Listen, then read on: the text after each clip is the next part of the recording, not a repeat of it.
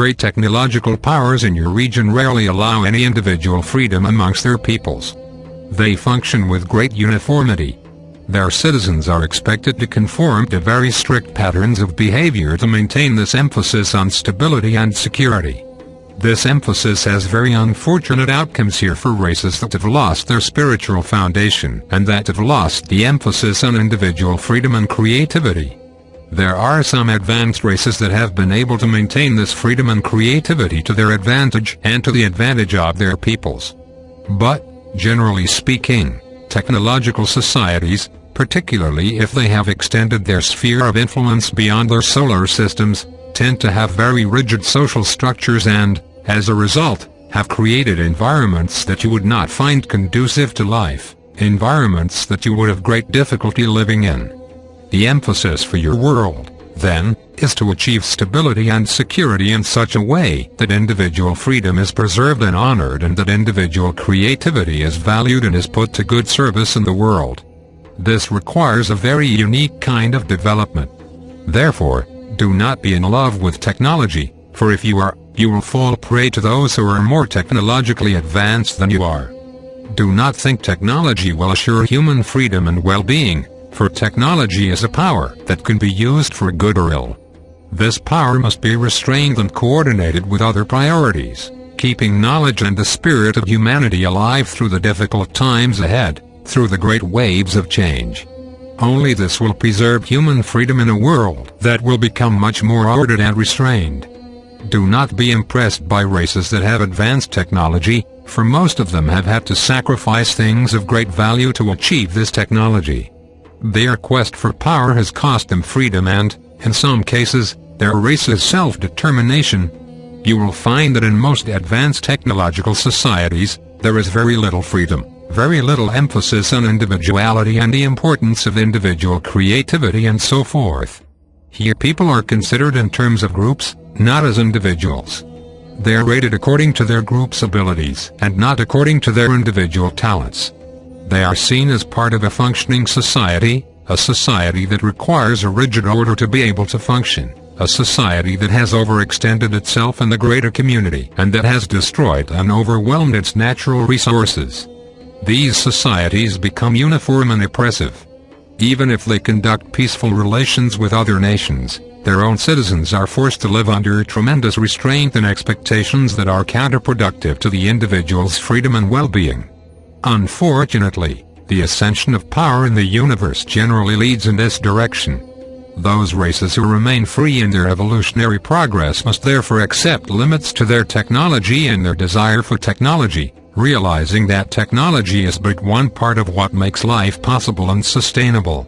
Even today in the world you can see the emphasis on technology, the belief in technology, the belief that technology will solve all problems and the reality that technology is becoming ever more the focus of people's emphasis, as if it were a religion of its own. Even amongst your nations, the wealthy nations in particular, you can see the emphasis on the worship of technology, the belief in technology, the belief that technology will save you and that technology is the real emphasis in life. Many young people in your world today have a stronger relationship with their machines than they do with any other person. This is moving in the same direction that so many races in the greater community have followed, and the outcome is unfortunate. Whatever you are in relationship with influences you, and you become more like it. If your primary relationship is with technology, you become more machine-like yourself, thinking only along certain corridors of understanding, basing your information only on certain precepts, controlling your mind, limiting your mind, ignoring your greater powers and your greater insights. Rational self-control and human logic become very machine-like in this regard. This conformity and rigidity is highly promoted amongst most advanced technological races in the universe. Already humanity is falling prey to this seduction, and a seduction it is indeed. While you will need to develop your technology to establish stability in your own world and to provide food and resources for your growing population, you must always remember that it is the greater power of knowledge within the individual and within people together that represents your core strength, not your technological achievements. Never lose sight of this, for if you do, you will lose that which is most valuable to your life, to your future and to your self-realization, It is natural that races who are intelligent will evolve more complex social systems and eventually will assume certain forms of technology to give them advantages within their own native environments. But the quest for power is seductive, and beyond meeting practical necessities, it becomes an emphasis in and of itself. Here restraint is important. In the greater community, should you establish a technology that is unique or that others do not have, you will become the focus of inquiry, influence and even intervention. Social structures either move towards a healthy equilibrium or a restrained equilibrium in order to achieve stability and security. Here there is either an emphasis on individual freedom and the value of the individual, or there is not. The process of building stability and security requires that people find ways to work together and to cooperate together. This is either forced upon them or it is something that they create for their own benefit. Choosing which path to follow represents one of the great thresholds in the evolution of a race. Humanity will need greater stability and security now. This need will grow immensely. Whether humanity chooses to impose order or to cooperate to create order remains to be seen. Whether humanity will achieve stability through a greater consensus or whether stability will be forced upon people from a hierarchy of power remains to be seen. Whether people can live with greater restraint willingly and respectfully remains to be seen within your own world. Too often in the greater community, stability and security are established by the dominance of a governing power, and this is always the case when nations are overtaken by other nations or become economically dominated by other nations. The suppression of the individual is always the result. Therefore, freedom is rare in the universe, and freedom is the most important thing.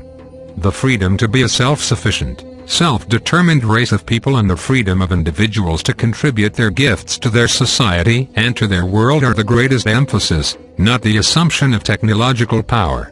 Humanity, in its long and difficult history, has with few exceptions always chosen the path of dominance and power. If you follow this course, it will lead to an inevitable end, an end that has been demonstrated repeatedly and consistently throughout the greater community, where freedom is rare. You can learn from other worlds, and you can learn from the demonstration of this within your own world and history. In highly structured societies, conformity was required and has persisted. They achieved stability and security to a greater degree than other societies, but at what cost? These societies did not advance in any way other than in their technological development. As a result, these societies are miserable environments to live in unless you are at the top, unless you control the power. They are extremely oppressive and destructive to their populations. You will have to find a path to stability that is not oppressive and destructive. This will be perhaps the greatest challenge, along with preparing for the greater community, that humanity now faces or has ever faced before. Yet it is this difficult set of requirements and circumstances that will give humanity its greatest opportunity to advance spiritually and ethically and to build a unity and cooperation that have never been achieved in the world before. It is the pathway you choose that will make all of the difference. Therefore, do not be romantic regarding the greater community. Do not imagine that it is full of angelic, lovely beings who are just waiting to help a young and struggling humanity. Do not think that it is filled with marvels and wonders of technology that you will be able to fully enjoy and to obtain for yourself. Do not think you can travel anywhere at will, visit any world you like, go all over the universe without hindrance and travel without problems or difficulty. Here you must face a reality that is real and genuine and that reflects many of the same tendencies and difficulties that you experience here on Earth. Yet the difficulties are greater, the challenges are greater, and the opportunities are greater within this immense panorama of life. The greater community is your future. It is your destiny. But you must be prepared for it. You must look at it with great sobriety. And given what is being revealed here, see if you still have a desire for it and inclination for it, born now not of fantasy and hopeful expectation, but of a deeper connection with life within the world and beyond the world, in a deeper sense of humanity's destiny and its possibility of choosing a path of freedom, choosing this greater opportunity. You cannot completely manipulate what God has created,